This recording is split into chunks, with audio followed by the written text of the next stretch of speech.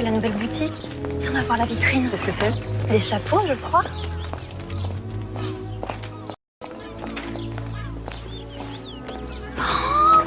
Oh là là!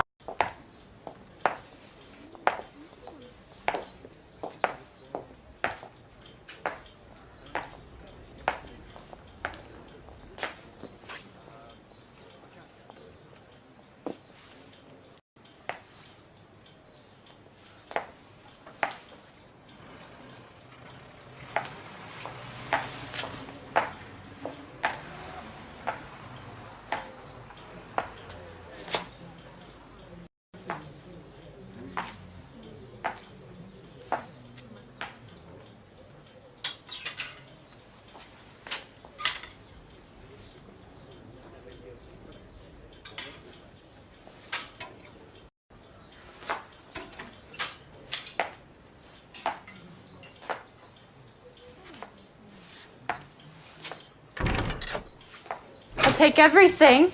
I'll send for my secretary.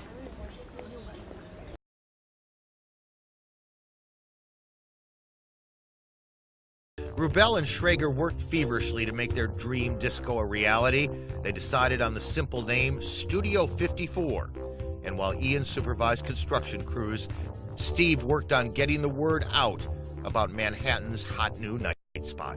Steve was going to take Manhattan by storm and get to meet everybody and get into the scene and to try and make his presence in Manhattan felt so that people would come to a nightclub he was involved with. Rubel had sent out thousands of invitations and hoped for a modest turnout. Despite his efforts, there was no media buzz surrounding the opening. The press didn't seem to think that this club would be different from any other. They were wrong. With the help of private investors, they decided to open another disco. On May 14, 1985, the beautiful people flocked to the opening of Rubel and Schrager's new club, Palladium. From its first night, Palladium was a success. Though Steve still loved the nightlife, this new club wasn't his passion. The era of the big disco was waning, and Steve himself had moved on.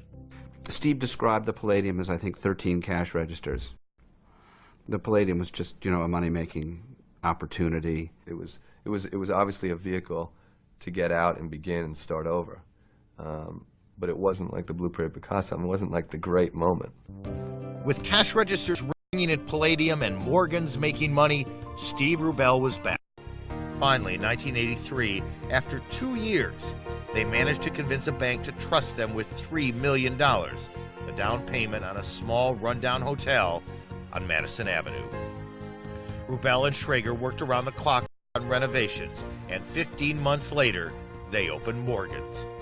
As Studio 54 had revolutionized the nightclub world, so the sleekly decorated Morgan's redefined the hotel business. It was just so incredibly gratifying to turn this dump into something so special. Almost as satisfying, or probably on parity with when we did Studio, because it was a natural. So it was just like textbook experience of how you create something out of nothing. Steve's business was booming too. In 1988, he and Schrager opened 2 more chic hotels, the Royalton and the Century Paramount. The partners had reinvented themselves as hotel tycoons. We finally had some security and some peace, and I think we were just beginning now then to pick up momentum and to maybe begin to make a real impact on the industry.